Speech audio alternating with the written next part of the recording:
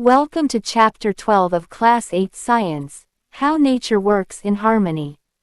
In this fascinating chapter, we'll explore the intricate relationships that maintain ecological balance, from individual habitats to complex ecosystems.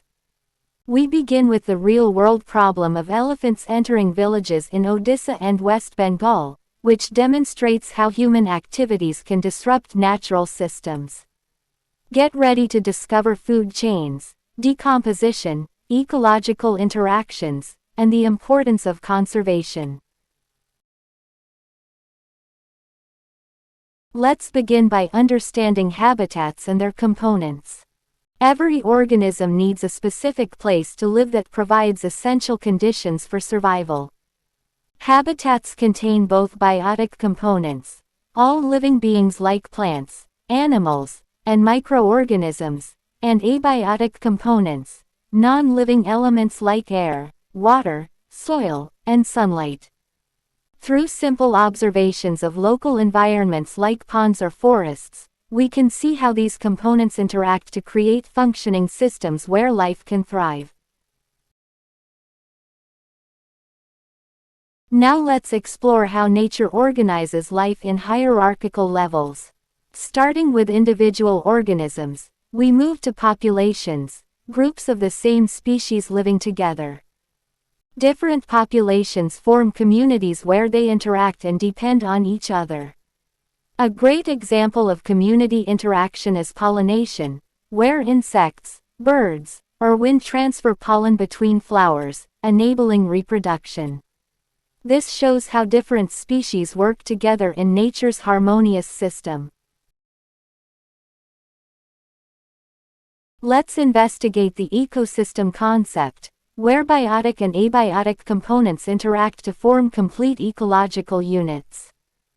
Ecosystems can be aquatic like ponds and oceans, or terrestrial like forests and grasslands.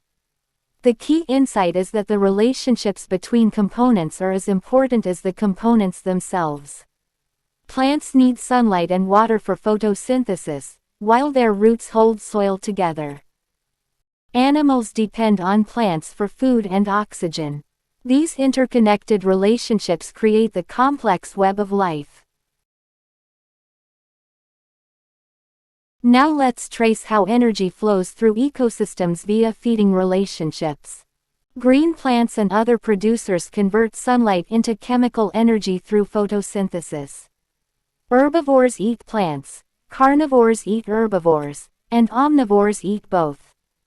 This creates food chains like grass, rabbit, fox. However, real ecosystems are more complex with food webs where each organism may have multiple food sources. Energy transfers between trophic levels with only about 10% efficiency, which explains why there are fewer top predators than herbivores. Let's examine nature's amazing recycling system powered by decomposers. Fungi, bacteria, and other decomposers break down dead organisms and waste products, returning essential nutrients to the ecosystem. This process ensures that nothing is wasted in nature. Materials continuously cycle through ecosystems.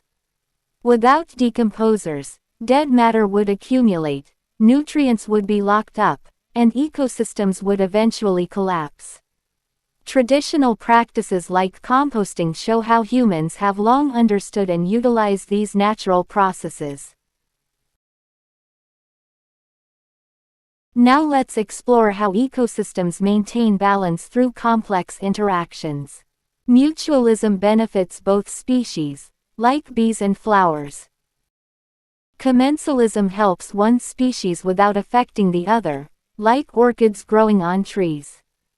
Parasitism benefits one species while harming another, like ticks on dogs.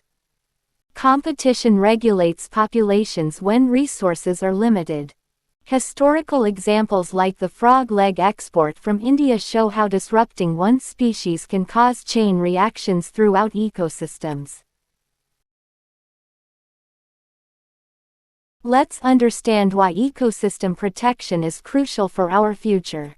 Ecosystems provide essential services including provisioning services like food and water, regulating services like climate control and air purification, cultural services like recreation and spiritual value, and supporting services like nutrient cycling. However, human activities like pollution, deforestation, and overuse threaten these services. Protected areas like national parks and wildlife sanctuaries help conserve biodiversity, while sustainable practices like organic farming protect resources for future generations. As we conclude this chapter, let's review the key concepts and their importance.